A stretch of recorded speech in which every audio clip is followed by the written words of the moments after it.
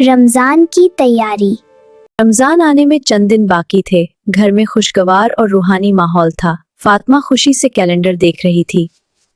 अरहम भाई, रमजान आ रहा है, इस बार हम कुछ खास करेंगे ना? इस बार हम दिल से तैयारी करेंगे और नेकियों पर ज्यादा तवज्जो देंगे।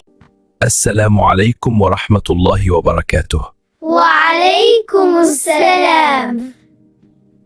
अबू, ये किसके लिए है? ये रमजान की तैयारी के लिए है। इस साल हम सब मिलकर रोजाना कुरान पढ़ेंगे तर्जुमे के साथ, ताकि हम इसे अच्छी तरह समझ सकें। तो फिर हमारी कुरान से दोस्ती और मजबूत हो जाएगी। जी हाँ, बिल्कुल। अम्मी, सिर्फ चंद दिन बाद रमजान आ रहा है ना? हाँ बेटा, रमजान अल्लाह की खास रहमतों का महीना है। हमें इसकी तैयारी खास अंदाज में करनी चाहिए। अम्मी, रमजान की तैयारी कैसे करते हैं? क्या सिर्फ घर साफ करना काफी है? नहीं बेटा, असल तैयारी दिल की होती है।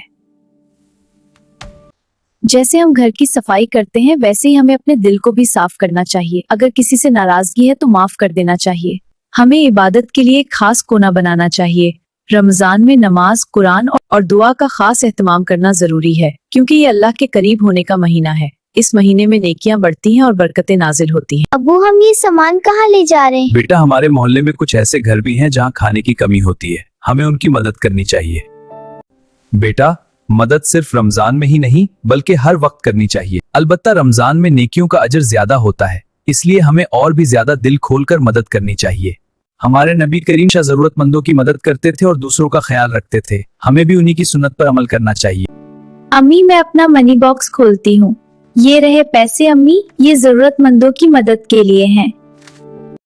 माशाल्लाह मेरी प्यारी बेटी।